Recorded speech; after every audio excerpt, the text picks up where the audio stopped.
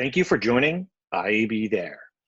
Hi, everybody. I'm Brad Behrens, editor-in-chief here at the IAB. Welcome to IAB There. It's Tuesday, April 13th. IAB There is our regular streaming show where we connect the digital advertising ecosystem, which is so important after more than a year indoors with coronavirus.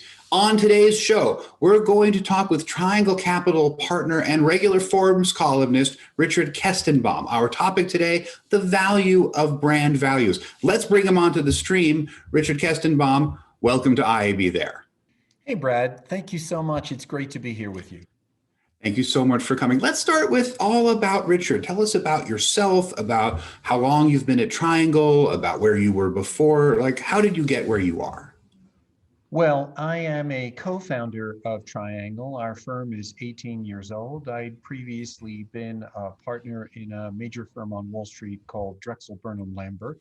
And my partner, Errol Glasser, was a partner in a major firm called Kidder Peabody. And we got together to focus on mergers, acquisitions, and capital raising for consumer-related businesses in order to help entrepreneurs have advisors that will help them with liquidity events and capital raising in transactions of $10 to $300 million.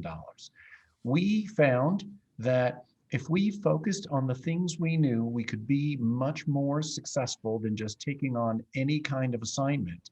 And that has enabled us to build a much better mousetrap with a much higher close ratio, higher ratio of things we close versus things we take on, nearly 100%. Than any other firm we know of. I think focus is actually one of the topics that we'll be getting into over the course of the next few minutes, although focus of a slightly different way. And so because your focus is also on consumer-facing companies, that's one of the reasons why you have, I think, particular insight around consumer behavior.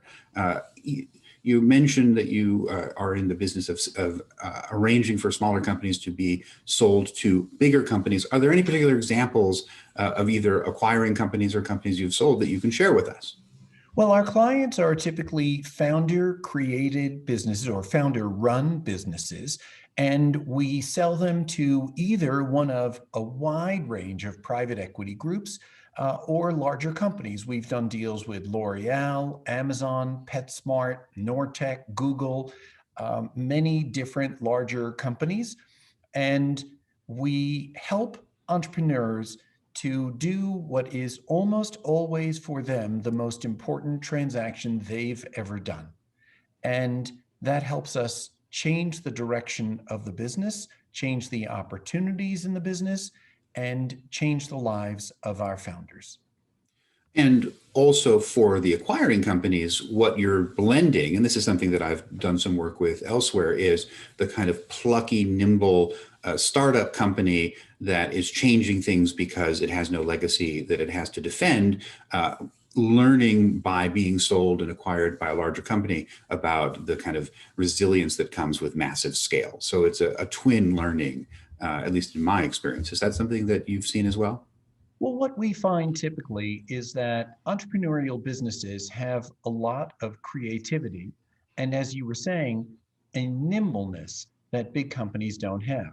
What big companies often have is a fat pipeline that goes to the market. So when you take that creativity and you join it to a fat pipeline, you get the best of everything. The challenge is, can you integrate that smaller entrepreneurial creative business with a bigger culture that is often less nimble and still give people the incentive that they need to be productive in that changed environment?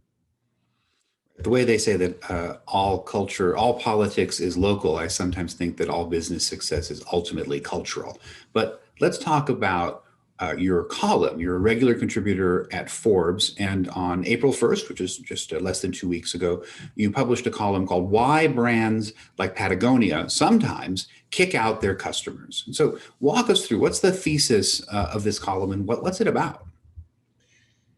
What's unsaid, what's really in the white spaces of that article, is there's a generational shift that's gone on. We all recall or have seen products that have logos all over them, and when you wear them or carry them or own them, They're about status. They explain to other people in 0 words how successful you are or how you want to portray yourself. That is no longer what consumers, especially younger consumers, want from their products. What they want is values, not necessarily financial or economic values, although they want that too. What they want is life values. They want to know, what do the people who run this business believe about how their product and their company interacts with the environment, with the people who make the product? Is it artisanal? What is the value system that they espouse in life?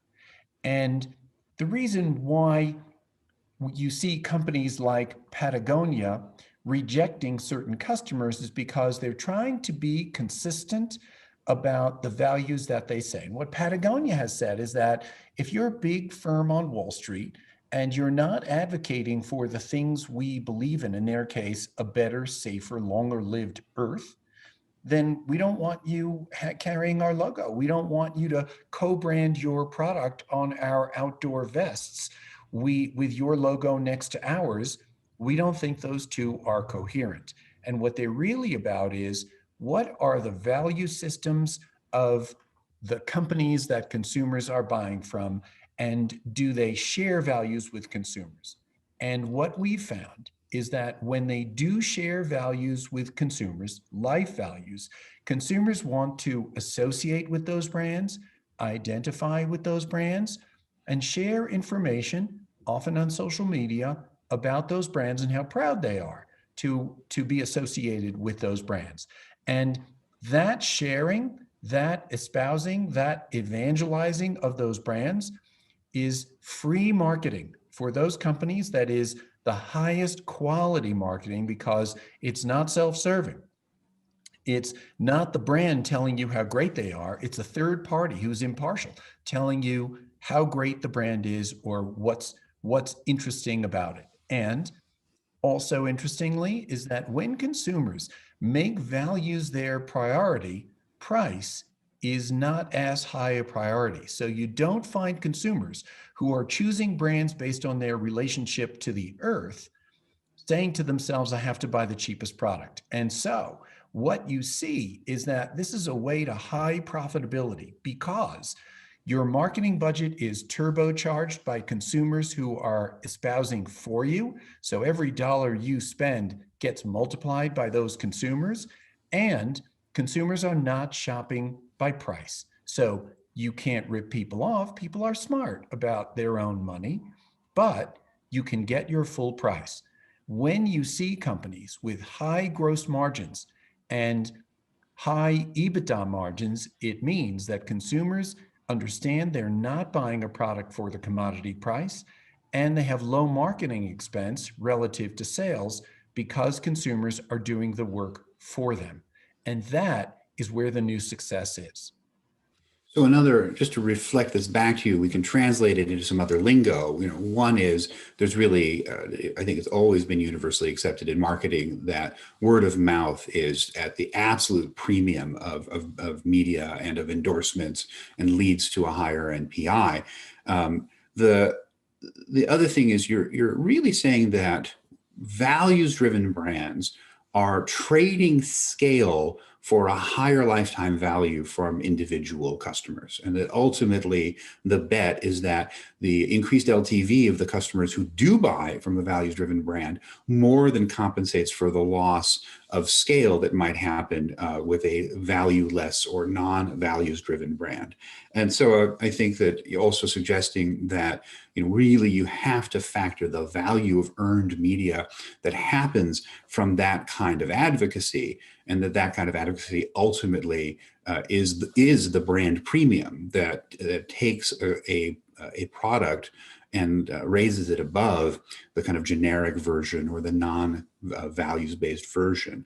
So I mean, that's just me trying to extend what you were saying into some of the terminology that our audience might be kind of have in its intellectual toolbox. You're in very good company, at our annual leadership meeting last month. Connie Brahms, she's the chief marketing and digital officer of Unilever, said that brands have to both be an economic value and also have to convey value. So this is something that's starting to bubble up, I think, in a really profound way, which I think you captured quite eloquently in your column. Not that, by the way, that's the only reason we're talking. We've been talking for quite some time. Let's extend this. And what I mean is, it sounds on the surface like what you're saying is that brands are kind of moving into the same sort of polarization that's really just completely gripped our politics in this country and worldwide over the last dozen or so years. But that's not what you were saying in your column. And so I'd like to make sure that our audience today understands the distinction. So how is what you're talking about not just another right-left divide? Well, it's easy for it to devolve into a right-left um, um, divide, and we've all seen plenty of that.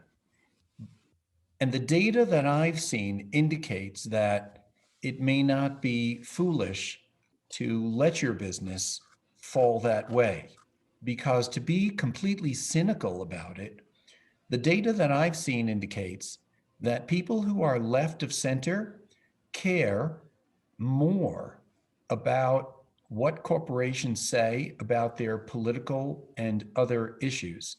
And people on the right of center are more willing to ignore what companies say and do.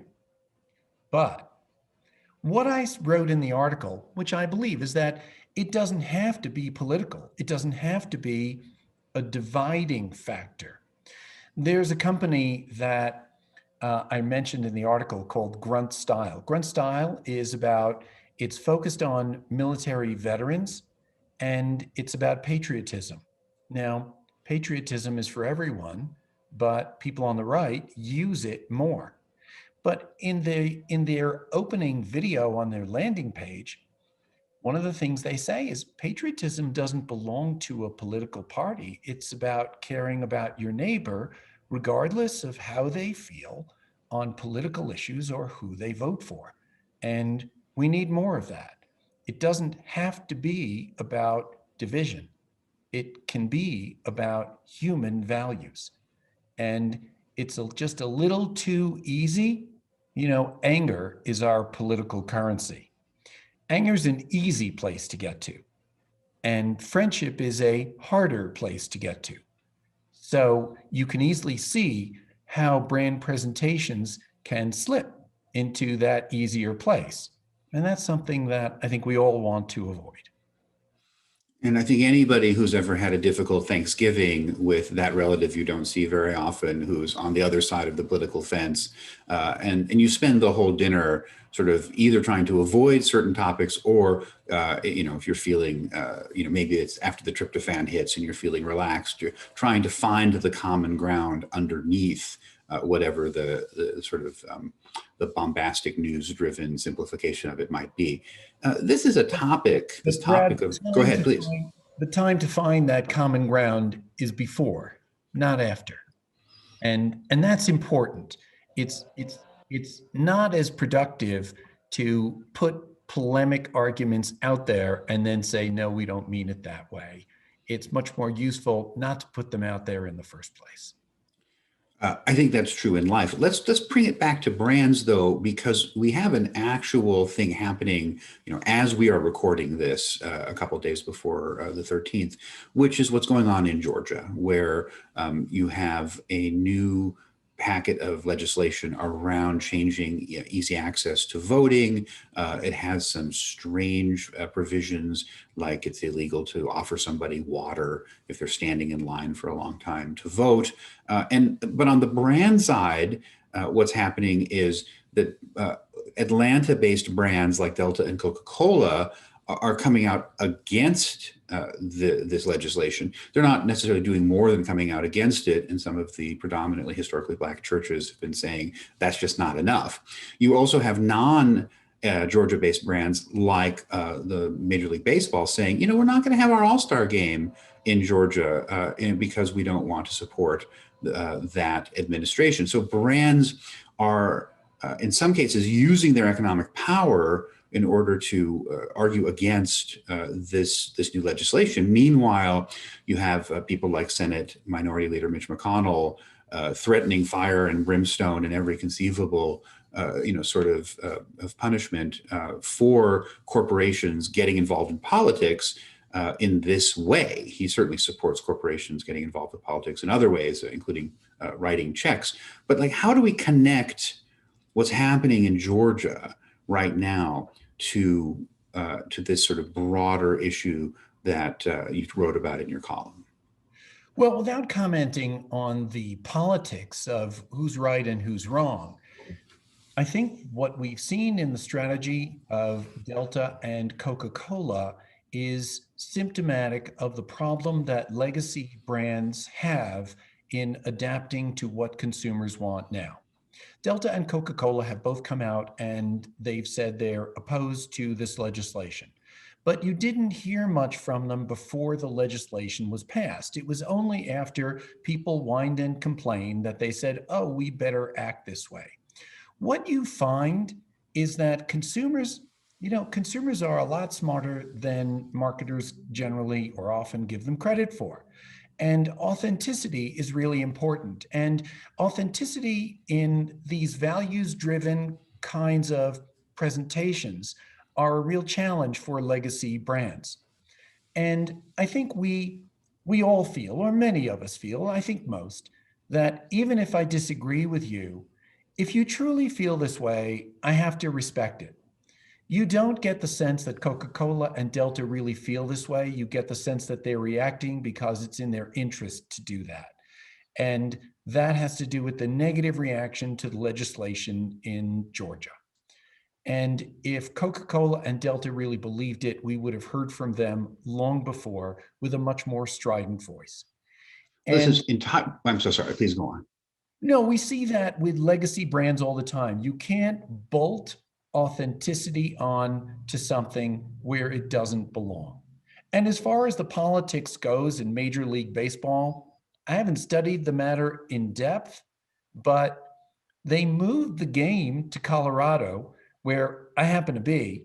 And I believe that a lot of the restrictions that Georgia enacted are already part of the law in Colorado.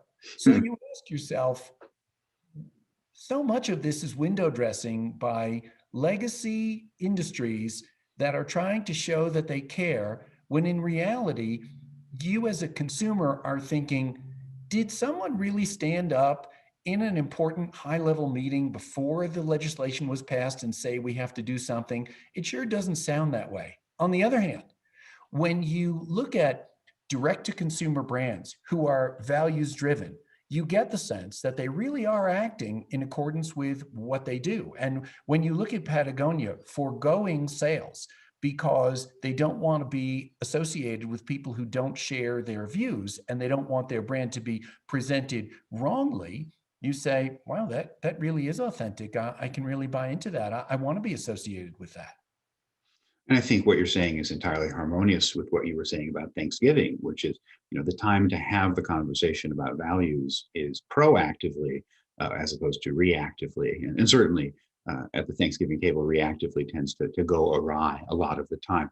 Let's talk about this historic moment, which is, and this was, I think, both partially stated and partially implicit in your column, which is that we don't go to stores anymore, or not nearly as much. And so some of the apparatus of shopping where you're in a high-end boutique, you're in a Target, you're in a Walmart, or anything, like absent those things, absent those environmental triggers around the shopping experience, which can really contribute so much to, okay, I'm a Target kind of person, and I'm going to go buy a Target product. Well, when all websites look the same, then the question becomes, well, what is it about a product that is going to distinguish it from another? Brand, the whole notion of brand originally was just a way of telling different heads of cattle apart because cows tend to look the same. And so suddenly we have this moment, historic moment, which is over a year now, where we're in our homes, we're not leaving, we're not in stores, we're not in environments, and we need other triggers in order to distinguish products from each other. It seems to me, and I'm sort of spouting all of this because I sort of want you to tell me how wrong I am, but it seems to me that you're suggesting that this historic moment, that values-driven branding and values-driven shopping have been accelerated, as so many other things have, by the pandemic. So that's all a tee up to find out, A, if you agree or disagree. If you agree, then the follow-up question is, as we come back out of our homes, and if there are any stores left by the time we can do so, do you think that things are going to snap back to the way they were before? I think we've all time traveled. We've gone to a point that, had there been no pandemic, might have come in 2024 or 2025 or some later years. These trends were there. It's become a cliche to say that the pandemic accelerated pre-existing trends, but things become cliches because people keep saying them because they're true. So all of these things were going to happen. And I think the question for brands now is, what is a store? What do I want to have happen in the store? Aside from, of course, I want people to buy things, but what do I need to do in that store? It used to be true that you had a store because that's where the stuff is. And if you want to buy stuff, you had to go to the store. Well, that's not true. So, what is the purpose of a store? You go into the Nike store now, and it works interactively with their app. If you want to try something on, you open the app and you say, can someone bring this to me in a different size? And they do. So not every brand can do that. And not every brand is impactful or large enough to have its own app that consumers are motivated to download. So you want to be wherever your consumers are. If they're in your store, great. If they're at home on their couch in their jammies at 11 o'clock at night, well, that's where you want to be. How do you do that? And what should a store do? Every store used to have the same purpose, sell stuff. But now every store has a different purpose, which is convey the values of our brand and do it in a physical way. We can do that with presentations. We can do that with product. We can do it with technology. What's the right thing for the brand? I think a whole science will develop around what should a store do? And that's going to evolve because branding now has to engage consumers in the store beyond just putting products on the shelf. I think about Las Vegas and Orlando. Most people who go to those places don't go primarily for shopping, but they wind up shopping, and they wind up shopping for things that are relevant to their purpose for the travel. You don't find people buying hats with mouse ears in Las Vegas, and you're unlikely to buy a Fendi bag in Orlando. But when you're there, you didn't come for shopping, but most of the time that's what you do. And so, what can a store do that takes some of that thinking, gets people to come in, and causes them to have an experience that relates to their product, that allows them and permissions them to shop? Because if you can do that, they're going to pay you full price. Right. And also, if you have the patience to set up something where an exposure in a store today may not lead to a purchase today, but could lead to a larger purchase tomorrow. And I'm thinking in particular right now of the Apple Store, which I think does a really extraordinary job of having a branded environment that you go into and leave and return to. And Apple's doing quite well during the pandemic, but I'm wondering how much more well they'll be doing once we're all allowed to leave our homes again. Let's pivot into a sort of our final topic, because we've spoken before about your sense that there's a kind of coming existential threat to social media, particularly around discovery and both content discovery as well as product discovery. The internet's always been much better at demand satisfaction than demand generation. But we have found with Instagram, and I interviewed Nada Starat of Facebook a few months ago about how extraordinary Instagram is around demand generation. But what do you see happening? What is this existential threat that's coming for social media in particular? If you look at social media, it's a pot. And people put in their text and images and video. And whoever has their hand on the lid of the pot, Facebook or Instagram, LinkedIn, Twitter, whoever, they get to charge people to lift that pot. Well, the only reason they get to charge is because of how the internet is organized. If the internet was organized a different way, they wouldn't be able to have their hand on the lid. What have we seen in the past that's analogous? If you look at how movie studios and talent were organized in the 1940s and 1950s, the movie stars worked on contracts and the movie studios made the money. If you look at sports, you see that players got a salary and they didn't really have the power to get rewarded for the fans they're bringing into the stadium or the arena or the couch watching it on TV. But all of that changed. Eventually, the way our system, our economic system works, the people who create value ultimately get the reward. And therefore, the people who are creating the motivation for the eyeballs to come to the screen will ultimately get the reward. It takes a change in technology, but eventually technology goes where the economics demand.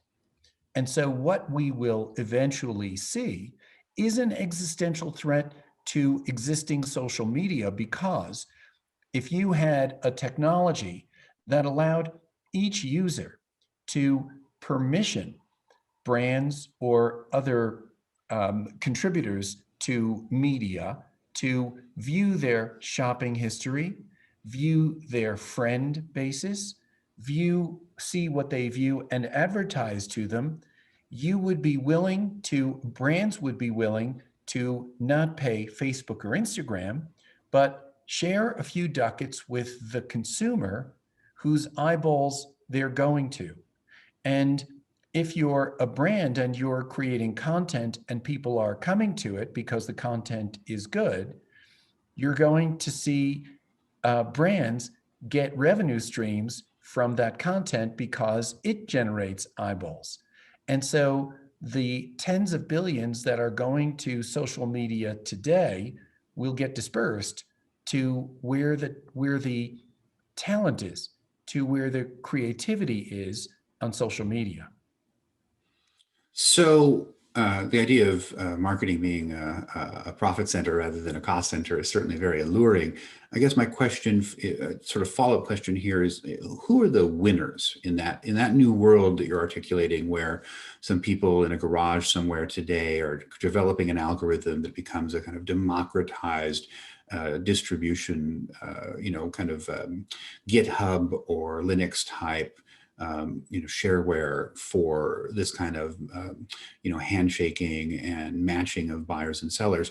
Do you have a prediction who might be the winners? It sounds to me like you think that the brands and the publishers would be the big winners in this case. Well, I think consumers are the winners because individuals are going to get rewarded. So you see micro influencers, and they're going to be able to monetize their micro influencers. You also see individuals and companies producing content, and that content won't just be a cost center, it will create a revenue stream. And it kind of goes back to what I was saying before. I was asking, what should a store do? I think you'd be asking in the future, what should social media do? Because if you can get a store to get consumers to pay attention to you there, and they wind up buying product, your social media site, which can also generate revenue on its own, also generates the revenue of purchases. It's another revenue stream. And that's an incentive to create and a facilitator of better and better media for consumers to be entertained by, that will drive them not only to watch, but also to buy product. So we see a merging of content and product, both in store and on social media, with increasing rewards for the combination of that content and product over time. That's where I think the world is going, and where the revenue that now goes to social media will be driven, and that will create incentives for better media, more engaging, that will relate to more product sales.